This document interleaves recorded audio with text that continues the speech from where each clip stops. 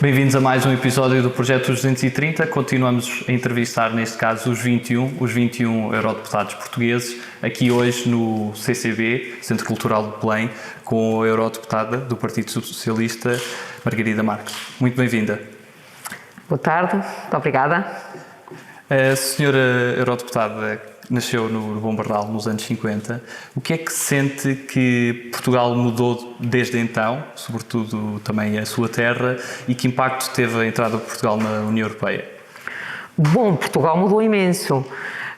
Se eu lhe disser que em 1974, numa das freguesias do Bom Barral, em plena atividade eleitoral, para escolhermos as pessoas, eleitos locais, eu estava com um grupo de pessoas na mesa eleitoral e há uns senhores que chegam e dizem: as mulheres não têm aqui lugar, as mulheres, o lugar delas é em casa. Portanto, estamos a falar de uma situação substancialmente diferente daquela que vemos hoje. Por outro lado, o que é que mudou em Portugal com a adesão à União Europeia? Mudou muito. Em primeiro lugar, criou condições para consolidar a democracia em Portugal e depois, hoje, Portugal é um país, é parte integrante da União Europeia, é um país mais cosmopolita, é um país em que os estudantes que estão na escola, qualquer que seja o nível de ensino, têm possibilidade de participar em programas europeus, de ir a outros Estados-membros, a outras escolas, de receber adolescentes e jovens desses países, e o mesmo acontece com as universidades. Tem hoje os centros de investigação das universidades a integrarem redes europeias de investigação. Tem hoje Portugal que representa uma excelência na investigação, exatamente em colaboração com essas redes europeias. A participação nessas redes europeias permite a participação de Portugal em redes internacionais, fora da União Europeia. Tem, de facto, não há comparação. E, sobretudo, antes de tudo isto, se nós olharmos para aquilo que era Portugal antes da adesão, no que diz respeito ao abastecimento de água, tratamento de esgotos, acesso à eletricidade, à energia, de facto não existia.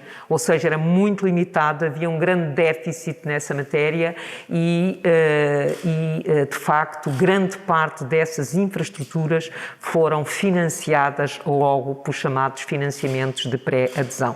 Hoje Portugal é parte integrante da União Europeia, beneficiou e beneficia de ser Estado-membro da União Europeia, mas também contribui para a União Europeia, a sua cultura, a sua língua, a sua identidade, a sua relação privilegiada com o Brasil, com a África, com a Ásia. De facto, Portugal, ao aderir à União Europeia, beneficiou dessa adesão e beneficia de ser Estado-membro da União Europeia, mas ao mesmo tempo contribui para o processo de construção europeia e traz valor acrescentado à União Europeia. Em 1974 já era ativa civicamente. Como é que foi esse ano e os anos que seguiram, sobretudo com a fundação da Juventude Socialista, que foi fundadora? Foram anos extraordinários. Eu acho que é um privilégio ter a minha geração, ter vivido com a idade que eu tinha nessa altura, com 20 anos, porque, de facto, tive a oportunidade de participar em momentos únicos da história de Portugal. A vida era uma vida de militância política, de facto fui fundadora da Juventude Socialista, era uma vida de militância política e eu posso lhe contar uma história. Quando eu estava na universidade, na Faculdade de Ciências, ali na Rua da Escola Politécnica, na altura, a sede da Juventude Socialista era na Rua São Pedro de Alcântara, 5 minutos a pé, um bocadinho mais abaixo, na direção do Caixo de Trem. E eu lembro-me que numa altura, durante 3 dias consecutivos não fui à cama. Portanto, tinha aulas, sempre mantive a minha ida regular e a minha participação regular na universidade, nas aulas, nos trabalhos de grupo, nos exames, nas avaliações, etc. Mas sempre isso com a militância política, que tinha uma outra dimensão que não tem hoje. Portanto, eu durante 3 dias não dormi, portanto saía da universidade, ia para a sede da JS, tínhamos reuniões o fim da tarde, noite, até às tantas, e no dia seguinte às 8 da manhã estava nas aulas, isto 3 dias seguidos. Portanto, isto era o nosso ritmo de vida nessa altura, mas de facto foi um privilégio ter sido possível participar na Revolução nesse momento. E o que é que sente que se perdeu nessa dimensão maior que existia e que agora já não existe? Eu não sei se perdeu, se ganhou. Ou seja, também é uma questão de maturidade da evolução da situação política. Evidentemente, nós estávamos a sair de uma ditadura, a entrar numa democracia. Eu, no dia 25 de Abril, tinha uma aula às 8 da manhã e quando nós chegámos para arrombar a porta da Associação de Estudantes que estava encerrada, que tinha sido encerrada pela PIDE. Não foi para ir à aula, mas comunicámos à professora o que é que estávamos lá a fazer. E de facto foram momentos únicos, como eu dizia há pouco. Hoje entrou-se num processo de maturidade e de evolução democrática da nossa sociedade, da situação política. Portanto, nós hoje normalizamos, digamos, o processo democrático com a aprovação da Constituição, com as sucessivas eleições. Portanto, criámos de facto uma sociedade democrática e, portanto, eu não diria se ganhámos ou se perdemos. Como experiência pessoal, sem dúvida, foi uma experiência espetacular. Hoje estamos igualmente empenhados politicamente de forma diferente, com tempos diferentes, com desafios diferentes. E nos anos 80, além de ser secretário-geral da Juventude Socialista, foi também deputado à Assembleia da República. Como é que foi essa experiência nessa altura especial da vida do país também, nos anos 80? Eu fui eleita secretária-geral da JS, na altura chamava secretária coordenadora, em 1981 e fui secretária-geral durante 3 anos. Entretanto, houve eleições e, como era tradição, o secretário-geral da JS, neste caso a secretária-geral da JS, porque fui a primeira mulher a ser secretária-geral de uma organização política, neste caso de uma organização política de juventude. Fui eleita deputada e era a deputada mais nova e de facto foi uma experiência extraordinária, porque foi a fase de debate da adesão de Portugal à União Europeia. Foi uma fase em que havia um debate político muito intenso, por exemplo, nas questões relacionadas com os processos de paz, na questão do desanuviamento, na existência de 2 blocos e todo o debate ligado à questão do desanuviamento. Foi uma fase muito importante em termos de movimento associativo estudantil. Foi um momento de reconhecimento dos objetores de consciência, ou seja, no serviço militar obrigatório, os jovens que se recusavam a fazer a guerra. Também aprovámos nessa altura o estatuto do objetor de consciência, que na altura era muito complicado, porque, por exemplo, era difícil para aqueles que optavam por serem objetores de consciência. E a aprovação do regulamento ajudou imenso a esse processo. Porquê? Porque havia países em que os jovens que se declarassem objetores de consciência não podiam, por exemplo, ser funcionários públicos a seguir e tinham limitações muito grandes em termos da sua vida profissional. Eu acho que nós, nessa altura, aprovámos um regulamento do Estatuto do Objetor de Consciência bastante equilibrado. E outro aspecto importante que correspondeu a esse período e a esse período em que eu passei na Assembleia foi a despenalização do aborto. Pela primeira vez o aborto é despenalizado, ainda numa perspectiva muito limitada, mas penso que janeiro ou fevereiro de 1984, que é despenalizado o aborto em Portugal. Portanto, são lutas das quais eu me lembro, em que estive envolvida, em que a Juventude Socialista estava envolvida, e que são momentos que foram criando novas oportunidades à evolução do processo democrático em Portugal. Depois volta a ser deputada à Assembleia da República muitos anos mais tarde, já nas eleições de 2015. Como é que foi essa diferença, sendo que foram momentos bastante diferentes? Foram 30 anos, praticamente, em que eu não tive responsabilidades de políticas, no sentido de ser deputada ou dirigente nacional do partido. Portanto, eu saí da JS com 30 anos, como mandam as regras, e decidi dedicar-me à minha vida profissional. E, portanto, eu já era funcionária pública antes de ir para a Assembleia da República, desde que terminei a minha licenciatura, e fui trabalhar, quando saí da Assembleia, fui trabalhar para o Ministério da Educação, coordenava um observatório de entradas na vida ativa, para perceber como é que se fazia a transição da saída dos jovens, na saída da escolaridade e na sua integração profissional.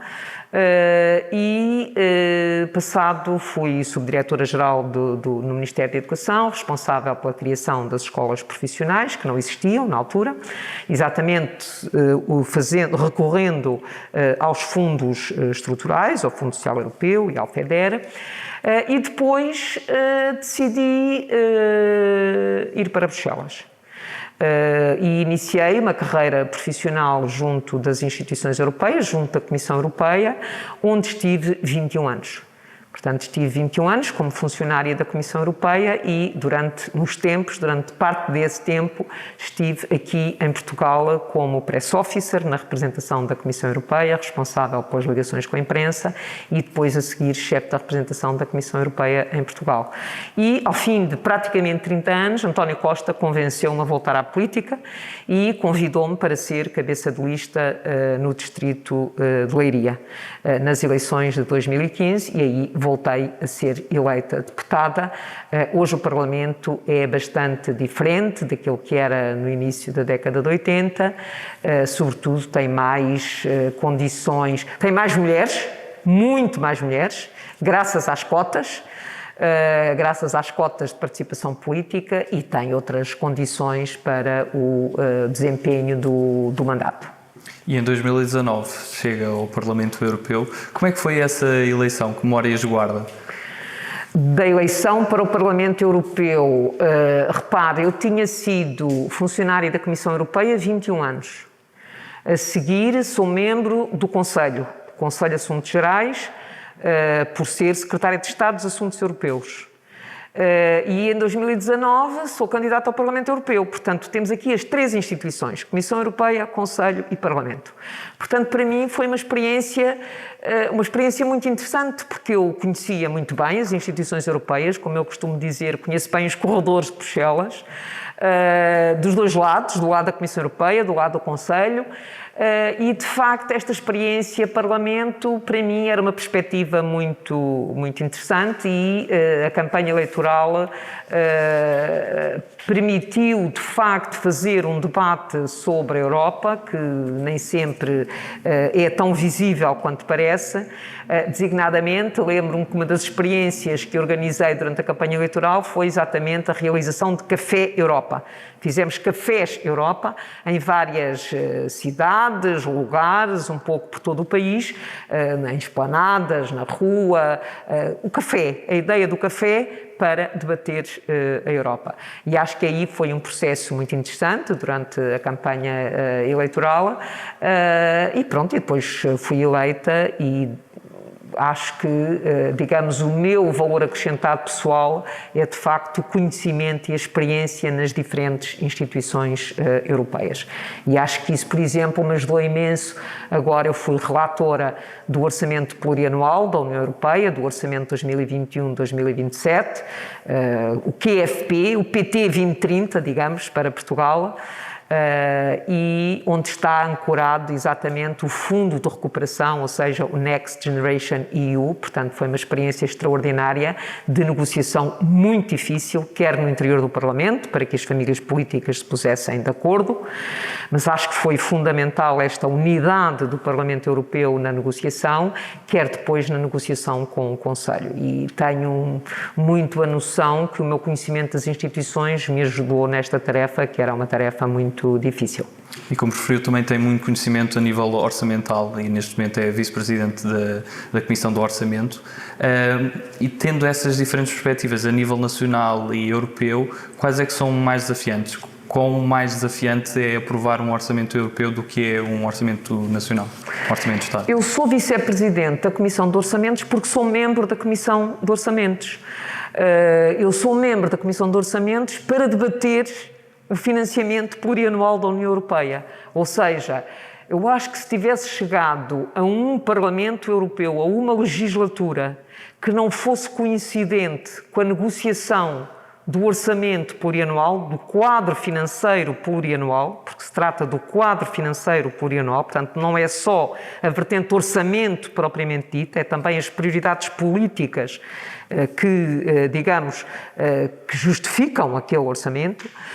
Eu acho que se tivesse chegado ao Parlamento Europeu noutra altura, eu não teria sido membro da Comissão de Orçamentos. Eu fui membro da Comissão de Orçamentos porque havia este dossiê na Comissão de Orçamentos e era fundamental que salvaguardar os interesses da União Europeia, a ambição da União Europeia, mas os interesses de Portugal. Porque, como sabe, Portugal é um dos beneficiários dos fundos estruturais e, de facto, era fundamental haver uma posição forte de Portugal na negociação deste dossiê. E, portanto, estou lá na Comissão de Orçamentos estou lá com essa missão. Mas sente que é muito diferente todo o desafio que é o processo de realizar, seja um orçamento anual, seja um quadro financeiro, é muito diferente a nível nacional do que a nível europeu? Não acho que seja muito diferente. Há uma diferença substancial que são as fontes de financiamento. Ou seja, as fontes de financiamento em Portugal, para apresentar a questão rapidamente, decorrem sobretudo dos diferentes impostos. Na União Europeia há uma negociação entre Estados-membros.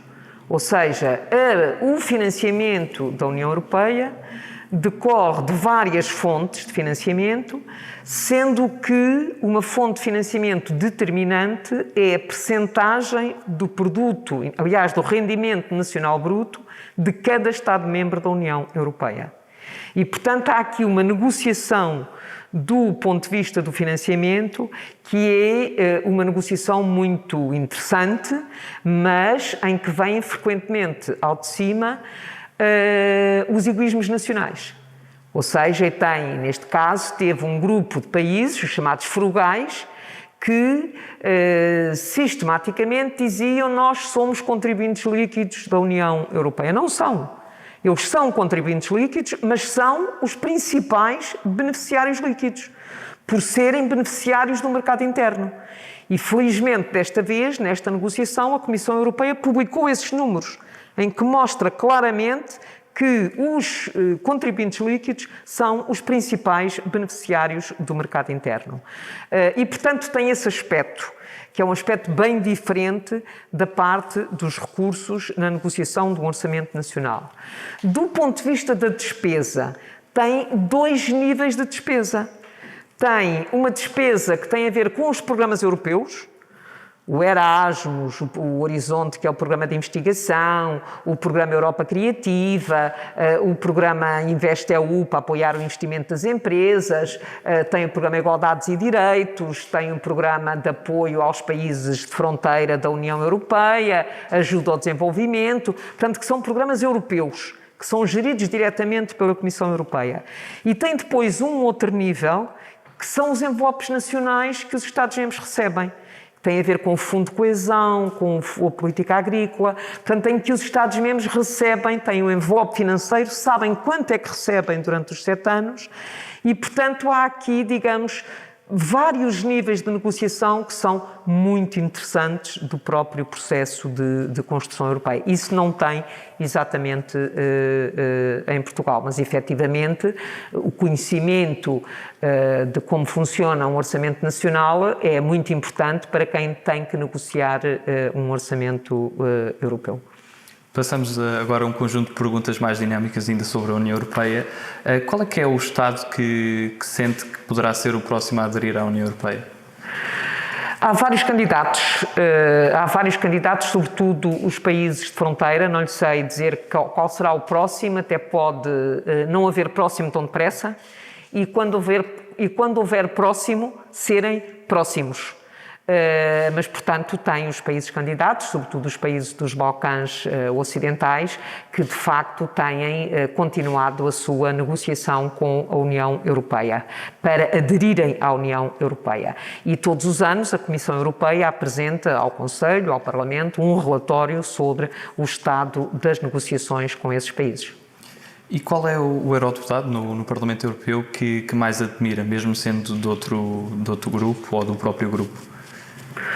É muito difícil dizer o deputado que mais admiro. Eu acho que a resposta mais politicamente correta à sua pergunta é o Presidente do Parlamento, o Presidente David Sassoli, que é de facto um deputado extraordinário, italiano, socialista, ex-jornalista de televisão e, de facto, é uma pessoa que tem conseguido unir o Parlamento e feito um trabalho extraordinário. No caso do orçamento, por exemplo, ele próprio liderava reuniões da equipa de negociação, reuniões regulares, no sentido exatamente de ajudar a construir essa unidade do Parlamento.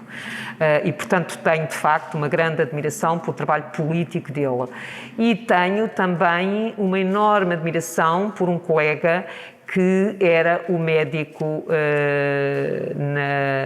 dos imigrantes em Itália, que é uma pessoa extraordinária. E, portanto, agora eu acho que os dois exemplos refletem bem, mas para além disso tenho muitos amigos que fui construindo durante os tempos em que estive na Comissão Europeia, ex-comissários, ex-colegas que, tal como eu, foram chefes da representação da Comissão Europeia noutros países, por exemplo, como a chefe da representação em Varsóvia, que hoje é deputada europeia, eleita pelo PPE, que é uma pessoa por quem eu tenho uma grande admiração, pessoas que foram membros do governo na mesma altura em que eu fui e, portanto, tenho pessoas que eu já conhecia, colegas com quem eu já tinha uma relação política e pessoal. E, ao longo destes 2 anos de mandato, tenho já construído relações com outros colegas, quer da minha família política, quer de outras famílias políticas. Há gente com imenso nível, há gente com menos nível. E se tivesse a possibilidade de escolher agora um país para fazer Erasmus ou outro tipo de intercâmbio, ou porventura mesmo viver, qual seria o país da União Europeia? São 2 coisas diferentes, fazer Erasmus e viver. Eu vivi praticamente sempre em Portugal, vivi 12 anos em Bruxelas. Se tivesse que escolher Erasmus, possivelmente escolheria Itália. Tenho uma grande admiração gosto imenso das cidades italianas e conheço algumas universidades onde eu acho que devia ser interessante fazer um Erasmus. Um país para viver, gosto de viver em Bruxelas, mas hoje, se calhar, se pudesse escolher um país para viver, escolhia Paris, escolhia a França. E qual será o grande marco da presidência portuguesa? A presidência portuguesa tem uma enorme responsabilidade, ou seja, as presidências anteriores foram sempre presidências que deixaram marcos no processo de construção europeia. Em 2000 houve a primeira cimeira União Europeia-África. Em 2007 houve a segunda cimeira União Europeia-África. Entre 2000 e 2007 não se conseguiu fazer uma cimeira União Europeia-África. Ainda em 2007 houve o Tratado de Lisboa e a primeira cimeira União Europeia-Brasil. E, portanto, estou apenas a dar exemplos, há outros exemplos muito importantes de todas as cimeiras, todas as presidências portuguesas. Esta presidência tem uma primeira responsabilidade, que é conseguir pôr no terreno a resposta europeia à crise. Ou seja, o orçamento plurianual da União Europeia, que se iniciou em 1 de janeiro de 2027, com os regulamentos de todos os programas, é um desafio imenso, e o Fundo de Recuperação, o Next Generation EU. Estamos ainda a aguardar que alguns parlamentos ratifiquem a decisão que permite à Comissão Europeia criar o Fundo de Recuperação. É um trabalho enorme, mas se a presidência portuguesa conseguir pôr no terreno a resposta europeia à crise, a resposta económica, isso é, digamos, um grande resultado da presidência portuguesa. Um outro resultado é a realização da Cimeira União Europeia-Índia.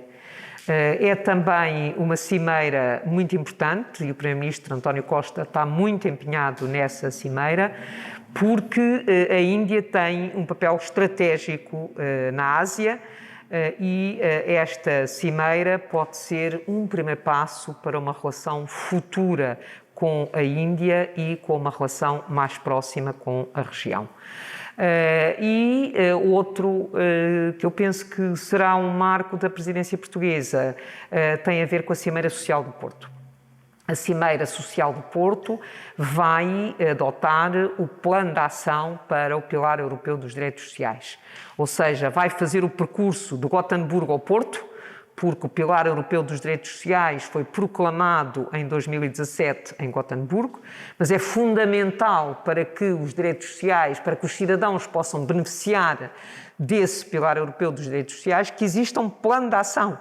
Quando eu estou a falar nos direitos sociais, estou a falar nos direitos relacionados com o emprego, com a qualidade do emprego, com empregos decentes, com o direito de acesso à saúde, com o combate à pobreza. Estou a falar em todas essas dimensões do Pilar Europeu dos Direitos Sociais.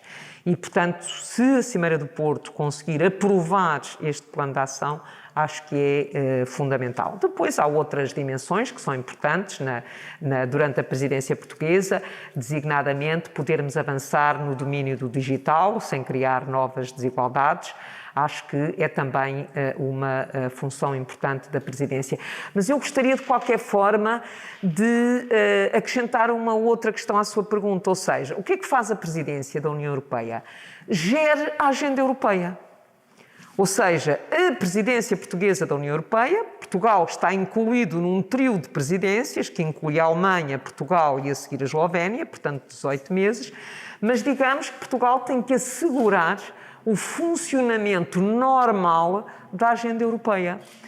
Evidentemente que aquilo que reflete as prioridades políticas de Portugal leva a que Portugal tenha valorizado especialmente essas dimensões e acho que o resultado dessas iniciativas podem ficar como um marco simbólico da presidência portuguesa. Passamos agora às escolhas, as nossas usuais escolhas. A primeira escolha que lhe proponho é entre humildade e ambição. Ambas. Cães ou gatos? Nem um nem outro. Chutes ou Rui Veloso? Rui Veloso. Estados Unidos ou a China? Ambos, Estados Unidos e China com a União Europeia, têm uma função determinante na criação de uma nova agenda global. Vinho do Porto ou ginja? Vinho do Porto. Sonho ou realidade? O sonho ajuda à realidade. Liberdade ou segurança? Liberdade. Campo ou cidade? Cidade. 1 euro ou 200 escudos? 1 euro, evidentemente. 200 escudos já não existem. Poesia ou prosa? Ambas, embora tenha que reconhecer que leio mais prosa do que poesia. Qual é o seu maior sonho? Não tenho um maior sonho. Constituição para a Europa ou Tratado de Lisboa? Eu acho que a Constituição para a Europa dificilmente chegará lá nestas próximas gerações, não pelo conteúdo, mas pelo nome. Aliás, a Constituição para a Europa, o Tratado Constitucional para a Europa, que saiu da Convenção sobre o Futuro da Europa, não foi ratificado pelos cidadãos, não pelo seu conteúdo, mas por ter o nome Tratado Constitucional. Aliás, o Tratado de Lisboa não difere significativamente do Tratado Constitucional e foi aprovado. NATO ou Exército Europeu? Participação conjunta da União Europeia na NATO. Sozinhos rápido ou juntos e longe? Como? Sozinhos rápido ou juntos e longe? Juntos e longe. Estrasburgo ou Bruxelas? Bruxelas. Eixo do mal ou Governo Sombra? Acho que um e outro contribuem para animar o debate. Federação ou Confederação? Não sei a que é que se está a referir, se está a referir a uma federação ou uma confederação sindicais, acho que são necessárias as duas. Se está a referir-se à União Europeia, acho que caímos exatamente no mesmo problema. A partir da altura em que usamos a palavra federalismo, estamos a colocar contra nós aqueles que não querem federalismo. Mas se tiver iniciativas políticas em matéria orçamental, em matéria de política de defesa, que tem uma tendência federalismo, tem mais capacidade de mobilizar apoios. Quem seria a figura histórica ou uma personalidade viva com quem gostaria de, por exemplo, almoçar e o que é que e por que razão se escolheria essa pessoa? Tenho muita dificuldade em responder-lhe a essa questão. Há imensas pessoas com quem eu gosto de discutir e, sobretudo, tenho saudades de convidar amigos para casa para almoçarem ou jantarem em minha casa. É isso mesmo que eu gosto. Tem algum filme que a inspire mais? Filme que inspire, não. Tenho muitas saudades do cinema, de filmes no cinema, porque sou consumidora razoável de cinema, mas tenho sempre muita dificuldade em escolher o melhor filme, a melhor música, o melhor livro. Não é o meu estilo de escolha. Mas em termos musicais, há assim algum estilo musical que tenha preferência ou alguma banda que tenha marcado mais a sua vida? Marcado mais a minha vida, é difícil dizer que uma banda ou um estilo musical marcou a minha vida, mas há coisas de que eu gosto bastante. Exatamente nesta conjugação de estilos, cito-lhe a colaboração dos Metallica com a Orquestra de Chicago, por exemplo, ou o grupo Apocalíptica, que tem procurado conjugar música clássica com os Metallica, exatamente, ou outros grupos, mas, como lhe digo, não sou muito pró o que é que me influencia mais. Tenho muitas saudades dos concertos, da ópera, tenho concertos que me marcaram definitivamente. Eu lembro-me, por exemplo, de um concerto com o Michael Nyman, em que praticamente na altura ele não era conhecido, em Portugal, num concerto no Beaux-Arts, em Bruxelas. Hoje, se calhar, não me admiraria tanto e não me espantaria tanto e não marcava tanto um concerto do Michael Nyman. Na altura, há umas décadas atrás, sim. Portanto, é um pouco difícil escolher o melhor. Qual é aquele país que nunca visitou e que gostaria de visitar? Tenho imensos na lista. Eu tenho normalmente 3 tipos de viagens. As viagens de longo curso, em que tenho normalmente um programa anual. Tenho as viagens para visitas a cidades ou regiões próximas da minha zona de residência. E depois tenho aquelas regiões que eu visito por razões de natureza profissional. Qualquer uma destas estão paradas e espero reativá-las rapidamente, porque viajar para mim faz parte da vida. Passamos a um conjunto de palavras soltas e a primeira que escolhi foi Oeste. O que é que lhe vem à cabeça? A minha região. Frugais. Não podia deixar de ser. Frugais, Dinamarca, Suécia, Finlândia e Áustria e Holanda, Países Baixos. Déficit excessivo. Déficit excessivo, espero que rapidamente consigamos mudar as regras de governação económica da União Europeia. Aliás, sou relatora desse dossiê. Estado de Direito. Estado de Direito é um valor fundamental da União Europeia e a coisa que mais me lembro, digamos, é a aprovação do Regulamento de Estado de Direito, que nós conseguimos aprovar no Parlamento Europeu e que entrou em vigor no dia 1 de janeiro deste ano. E acho que isso é fundamental para salvaguardar o respeito do Estado de Direito na União Europeia e, sobretudo, evitar que o dinheiro dos cidadãos europeus seja usado contra os valores europeus. Livre comércio. Livre comércio, mercado interno, por um lado, e por outro lado, comércio internacional. Eu faço parte da Comissão de Comércio Internacional no Parlamento Europeu.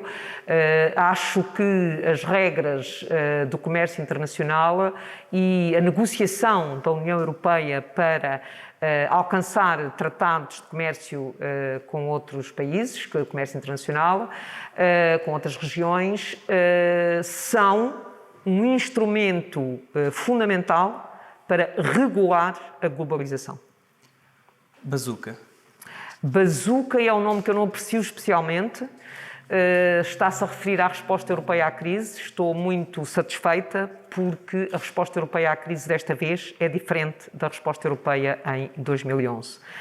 E, de facto, a mutualização da dívida, a criação de eurobonds fazem a resposta europeia. A diferença entre aquilo que se está a passar agora na resposta europeia e aquilo que aconteceu em 2011. E, portanto, urgência, ou seja, chegar o mais rapidamente possível esse financiamento aos Estados-membros. Mário Soares. Mário Soares é, para mim, uma referência enorme, como fundadora da JS, não podia deixar de ser, e é uma referência política muito importante para o PS, para mim, e digo isto tanto mais à vontade que nem sempre tive um entendimento perfeito com Mário Soares. Quando era secretária-geral da JS, não estávamos exatamente os dois no mesmo comprimento de onda político. Vacinas. Vacinas, a minha duas observações. A primeira, muito importante para Portugal que tenha sido, e para a União Europeia, que seja a Comissão Europeia a adquirir vacinas para todos os Estados-membros. De outra forma, Portugal e outros países só teriam acesso às vacinas depois do verão. Por outro lado, acho que tudo deve ser feito para que as vacinas cheguem mais rapidamente aos cidadãos em todo o mundo, a todos os cidadãos e em todos os países. E para isso é fundamental que as vacinas se tornem um bem público. Sente que há um clima, neste momento, e não falando só da União Europeia, mas também a nível nacional, que há um clima de desconfiança em relação a quem exerce funções políticas e, se existe, qual é a melhor forma de resolvê-lo e de recuperar essa confiança e proximidade? Existe claramente esse clima de desconfiança. Não lhe sei dizer qual é a melhor forma. Eu acho que a questão fundamental para mim é a defesa de princípios e de valores. E pôr a defesa de princípios e de valores e a ambição em matéria de princípios e de valores à frente da tendência que é criada relativamente a determinadas situações. Ou seja, pôr esses princípios e valores à frente daquilo que é uma opinião publicada que gera tendência e que muitas vezes criam dificuldades para que esses objetivos sejam atingidos. E se tivesse que escolher uma palavra para resumir a União Europeia, que palavra seria? Para mim, a palavra fundamental para definir a União Europeia é solidariedade. E para definir Portugal? Para definir Portugal, é muito difícil encontrar uma palavra para definir Portugal sem ser Portugal. Mas uma palavra para definir Portugal, acho que solidariedade também se aplica, e coesão, emprego decente, portanto já vou em mais de uma palavra, portanto é melhor não continuar. Para terminar, que mensagem é que gostaria de deixar aos portugueses?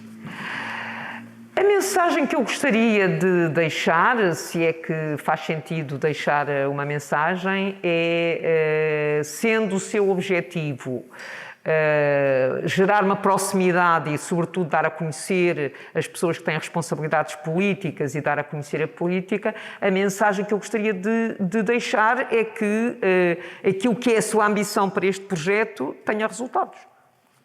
Muito obrigado pela sua participação. Terminamos assim a nossa entrevista. Muito obrigado. Sim, senhora. Muito obrigada. Terminamos assim mais uma entrevista do Projeto 230. Continuem atentos e vão-nos dando o vosso feedback. Muito obrigado.